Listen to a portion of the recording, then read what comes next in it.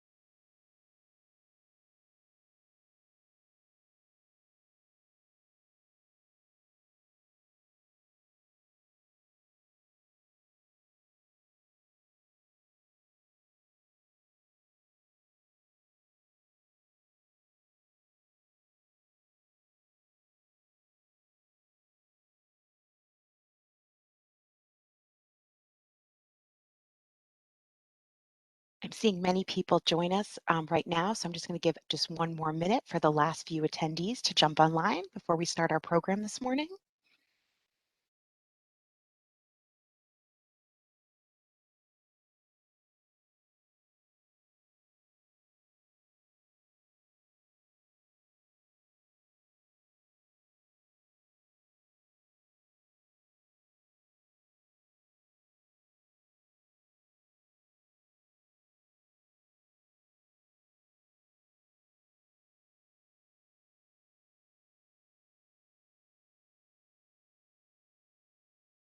Okay.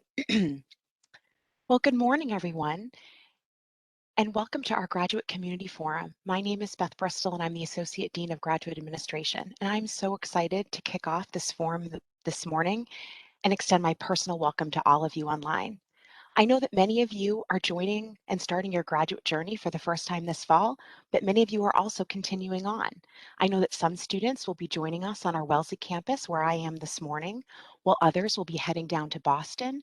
And I know that some are heading to Miami as we present this forum this morning, and some are joining us online. But regardless of what campus you find yourself on physically or in the virtual community, the specialness of our community is really lies in the diversity of our students, and we're so excited to see you all this fall.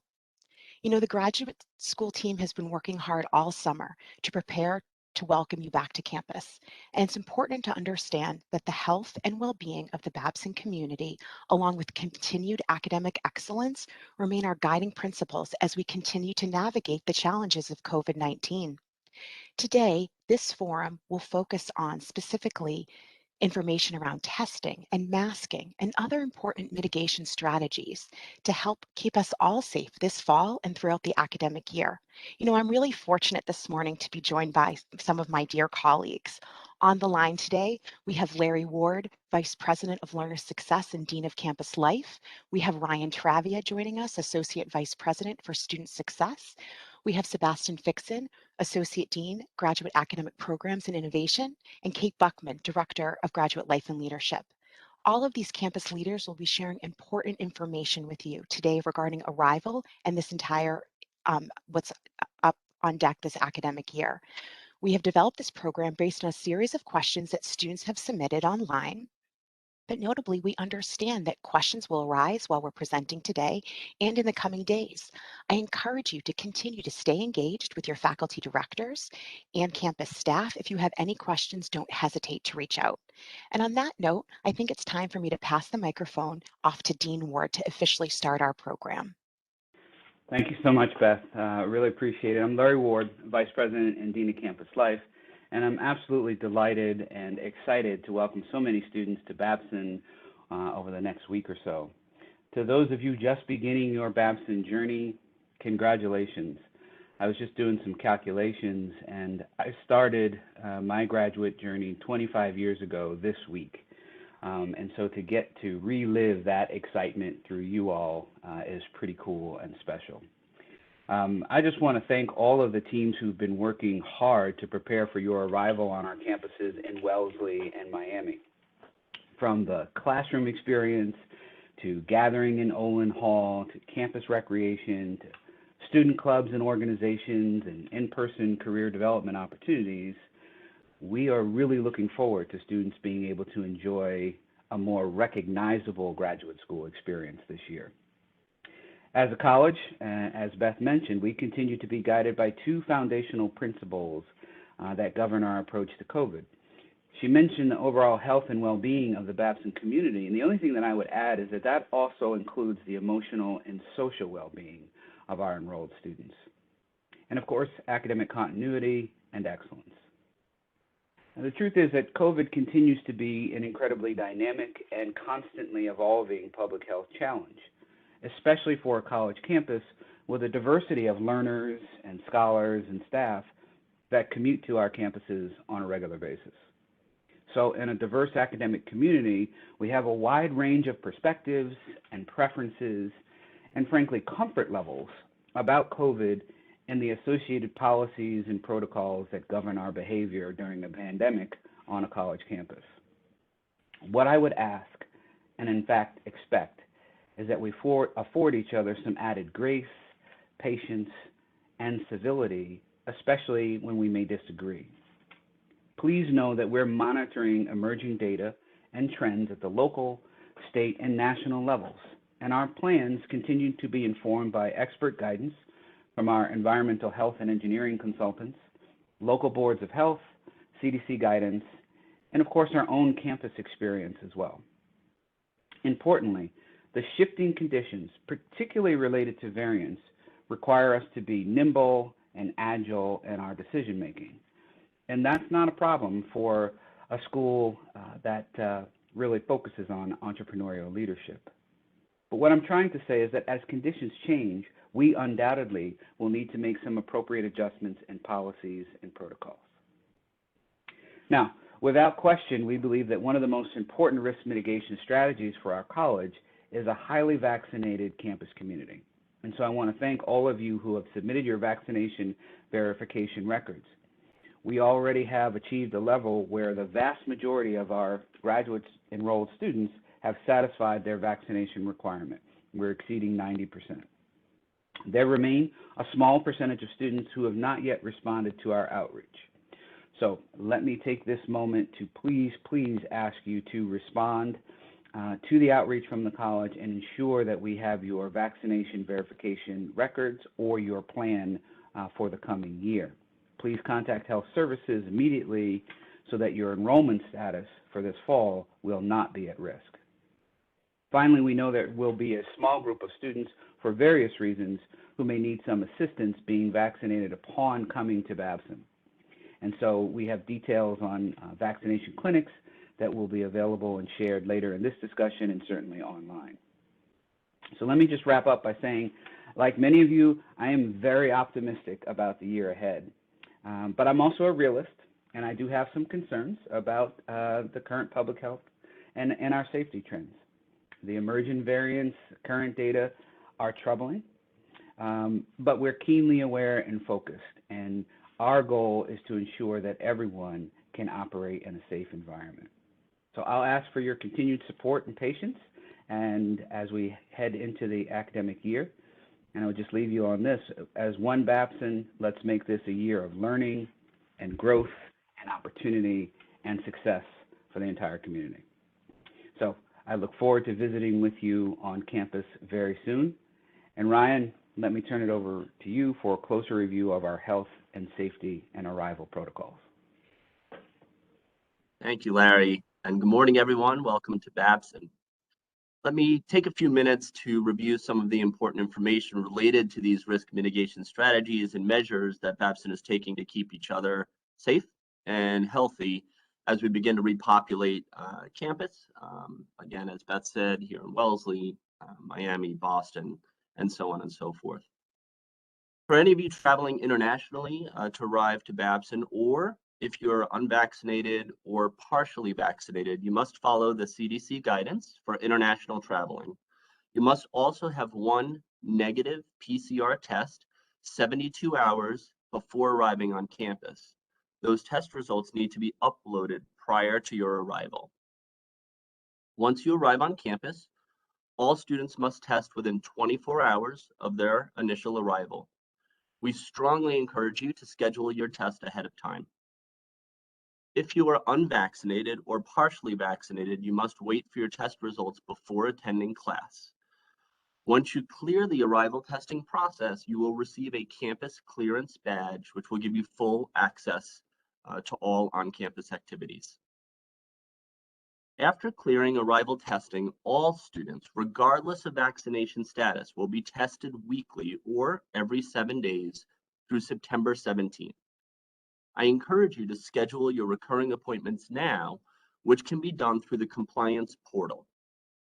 Students have shared generally that it's best to pick a day and stick to a day. Unvaccinated students will continue to be tested weekly. For those of you that are studying with us part-time, Babson's PCR test within 24 hours of your first time on campus is again required. Tests can be taken the same day that you arrive on campus. You will need to mask indoors when you're on campus, and access to your one-time arrival badge following that initial PCR test will be provided. This badge again confirms your eligibility for all in-person activities.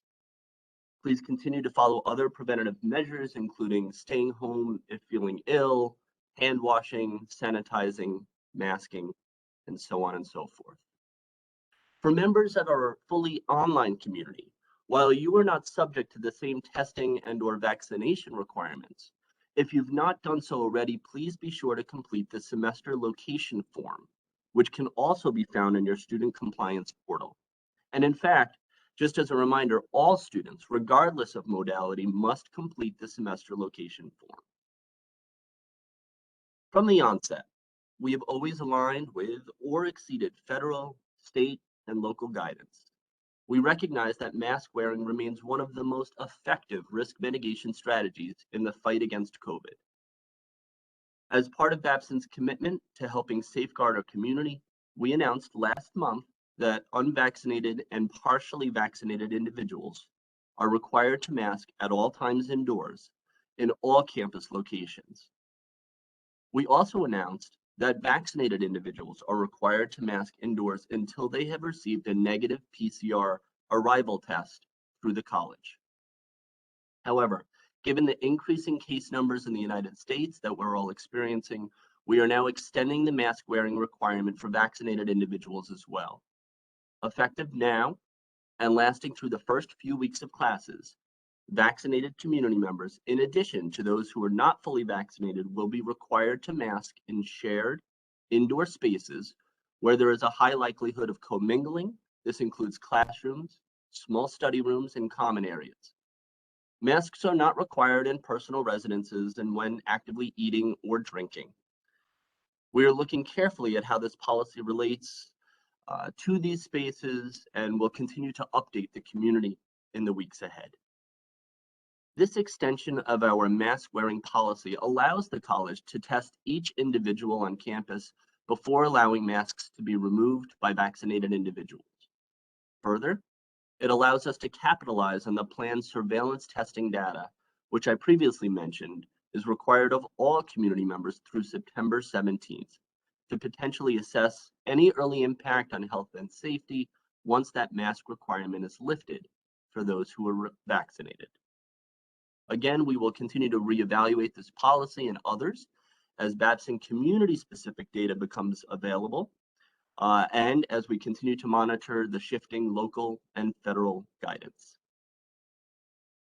In terms of travel, once you arrive on campus in Wellesley, Boston, or Miami, we strongly discourage any non-essential future travel at this time. Students with an urgent need to travel are required to follow Babson's current travel policy, which may be found on the Return to Campus website under the Student Experience tab.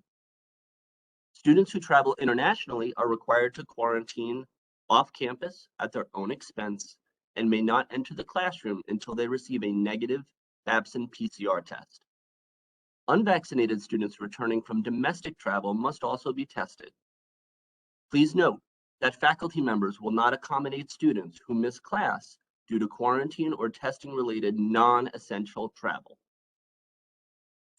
For any students who may test positive for COVID-19, they will be placed in isolation, either on or off campus, generally for 10 days with release on the 11th day. Any unvaccinated individuals deemed to be close contacts and/or those individuals who are symptomatic will be placed into quarantine, generally for 7 days with release on day 8. All close contacts, regardless of vaccination status, will need to be tested 3 to 5 days following exposure. All students will be assigned a case manager to assist with any needs throughout the quarantine or isolation process. If you're not feeling well, we need you to do a few things. Stay home. Take care of yourself. Call health services or your own personal healthcare provider and get tested. Health services can also help with testing options. Finally, support is available for students and for your families. Every student is assigned a program manager who is available to assist you in navigating your academic and personal journeys through the graduate programs at Babson. We also have a comprehensive counseling and psychological services department that provides free and confidential support around a range of mental health and emotional well-being issues and challenges. We're fortunate to have a very robust wellness and prevention services team that provides programming and services on a number of other health-related topics. For those of you who will be attending First Night in Olin, you'll actually have the opportunity to meet many of these folks, including myself, along with an orientation to a host of other Babson resources. Simply stated, in order to do well, you must be well. So please, take advantage of the myriad resources available to you during your time at Babson. Welcome. Thank you so much, Ryan. I hope everyone on the line could hear all of the planning that has gone into keeping our community safe. And something else to really highlight on Ryan's comments is that we have a beautiful outdoor campus here in Wellesley. Boston's in a wonderful location, as well as Miami. The good news is when students arrive in the outside areas, you are able to engage without your mask on if you're comfortable. So take advantage of the beautiful landscape around and bring your warm coats because fall turns into a winter, but everyone has gathered outside last year, and so I'm sure we'll do it again on campus. So on that note, Again, thank you, Ryan. And I think we're getting ready to have our next panelist up, which is Professor Sebastian Fixen, Associate Dean of Programs and Innovation. Sebastian oversees the graduate academic portfolio and works in partnership with our faculty directors. Both Sebastian and myself report up into Dean Matsuno, Dean Ken Matsuno, Dean of the college. And you will have the opportunity to meet Dean Matsuno over the next couple of weeks as he'll be popping into various events that are happening. But at this time, I'd like to turn the microphone over to Sebastian so he can share with all of you how our faculty have been preparing to welcome all of you back to the classroom during another unique year. Sebastian? Thank you very much, Beth, and welcome to everyone who's joining us this morning. As Dean Ward pointed out, we have had for the entire year and certainly over the last summer to the twin goals of health and safety and academic continuity and excellence. You have heard in great detail from Ryan the policies and procedures that we have created to ensure everybody's health and safety. So let me add now from the academic perspective a few words on what you can expect in the next couple of weeks. So many of you will be heading in our program's hybrid and/or online new student orientation next week, which runs from August 30th to September 2nd. Information regarding your program specific details is available in your orientation Canvas site. So please review that and reach out to academic services if you have any questions about the orientation. The official start of classes is Sunday, September 5, but the majority of you will start their classes on Tuesday, September 7. Right? As a reminder, please check your schedule via Workday and access Canvas for syllabus and pre-reading work. Faculty will want you to come prepared for the first class. If you experience travel delays, please communicate your situation with your faculty for each individual course. Similarly, if you test positive for COVID, you need to communicate, in addition to engaging in the steps and activities that Ryan just laid out, you need to communicate with your faculty in order to ensure that arrangements may need to be made on a case-by-case basis, depending on the course and the materials, in case you miss any sessions due to COVID. Now, as our graduate serves multiple programs, let me just point out that the classroom experience may vary across programs. Right? For our full-time students, programs and courses are designed to be predominantly in person. In other words, you will meet your classmates and your professors in classroom on campus. On the other hand, our part-time students consume many of their classes in either online or hybrid formats. So again, in either case, if you are either late arriving to campus due to COVID or find yourself ill, in addition to taking care of yourself, as Ryan pointed out, and taking the necessary steps and those procedures, please get in touch with the faculty in your courses so they can ensure that the academic continue is provided appropriately. But in whatever program you're in, I can assure you that faculty worked hard to prepare the academic experience for the fall semester and is looking forward very much to seeing you all in their courses very soon. Welcome. Back to you, Beth. Thank you so much, Sebastian. Okay, well, I think all of our panelists are probably jealous because our last speaker, Kate Buckman, Director of Grad Life and Leadership, really has the fun part of this presentation. Kate's going to jump on the line and talk about all of the exciting events and activities and community building efforts that your fellow class leaders have been planning in preparation for the start of the fall year, along with graduate staff and faculty. So on that note, I welcome Kate Buckman. Yes, I am known far and wide as the fun one. We are very eager for everyone to be on campus and are excited to be able to enjoy more activities together this year. Campus activities and events are going to resume, and we're looking forward to a more normal campus experience in many ways. For now, events will take place outdoors whenever possible, as illustrated by Beth and Ryan. The Graduate Student Council and Graduate Student Clubs are currently in the process of planning a variety of in-person and virtual events for the upcoming fall semester. These events will be added to the graduate events calendar and the Graduate Student Council newsletter, which you will start receiving every Monday once classes begin. And while we're excited to shift towards more in-person opportunities, we're also aware that one of the very few positives of the last 18 months was the opportunity for students to engage with us no matter where they were located. We've seen an uptick in involvement from our part-time students, both near and far, in activities and leadership roles. We want to foster that trend rather than let it slip away as we move closer to normal campus activities. So we will be encouraging clubs to continue some virtual and hybrid events, especially for things like panels and guest speakers that really lend themselves to hybrid and remote in a great way. And for our Miami campus students, I know that Gustavo Trinidad, the director of the Miami campus, and Bob Turner, the Miami campus faculty director, along with all the teaching faculty, are eager to welcome you back next week and kick off the academic year. You will see events return to the Florida campus this year, but we encourage you to be on the lookout for those hybrid and remote co-curricular activities from the Wellesley and Boston campuses as well. And as we repopulate Olin Hall, some of the grad student spaces that have been closed for the last year will be opening back up, such as the grad student lounge and the Olin Hall prayer and meditation room. But with that, I ask that you please be aware of the masking policies for indoor spaces. As Ryan shared, at this time, all students and community members will be masked indoors except when actively eating while seated in a dining area. And on that note, all dining spaces will be open at full capacity. Campus markets, contactless purchasing, and the use of the Boost ordering platform will continue. You will be able to place an order for the Olin Cafe and pay for it with the Boost app. Then run downstairs and pick it up when it's ready.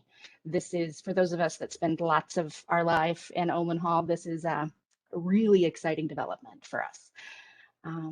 Visitors are welcome, including the partners of students. Our Partners Club leaders are very excited about their return to campus, and they're gearing up for a great year. All visitors, including partners and guest speakers and so on, must adhere to the current visitor protocols, and details for those can be found on the Return to Campus website under Student Experience. For our incoming students, next week at orientation, you will hear from myriad resources available to you as a graduate student, including our centers and institutes. We encourage you to take advantage of all that Babson offers. It can be overwhelming, but it can be managed. We offer a lot, and you will find your path through it. If you need help, that's what Grad Life and Leadership is for. Let us know. We will have a semester filled with great opportunities to socialize and build connections within the Babson community. And some of the upcoming events for you to save dates for are First Night in Olin on September 1st for new students, and the Founders Day Barbecue on September 8th for all students. And also for all students, since the Grad Student Council's planned outing to Kimball Farm was rained out by Henri, that has been rescheduled to September 3rd, and more tickets have been made available. So if you don't already have a ticket, grab one quick. And in addition, we're going to have a club fair hosted in Olin Hall and online on September 21st. And that's a great opportunity to find new ways to meet classmates and get involved on campus and find that path through all that we offer that I referenced. I'm looking forward to seeing you in person on campus this fall or online if that's how you engage with us. We'll be doing both. Thank you so much, Kate. Lots of exciting stuff. I'm getting really excited about next week and the fall semester. Well, thank you, Kate, and I want to extend a thank you to all of our panelists today. You know, everyone online, it's really our collective hope that our remarks today highlighted that student partnership is critical in making this year a success. The policies and plans that have been put into place are really to help your overall learning and graduate experience. We hope that this forum answered many of your questions on your mind, but as Dean Ward mentioned, we continue to watch emerging data, carefully here in Massachusetts, as well as in Florida, and continue to make data-informed decisions around the impact of COVID-19 to our campus community. These shifting conditions will require us all to remain flexible, and we ask for your partnership and collaboration as we evolve policies to ensure your wellness and academic continuity this fall semester and throughout the academic year.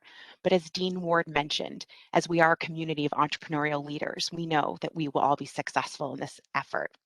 In closing, I want to highlight that, as Kate said, you'll all be getting to know so many Babson resources in the coming weeks.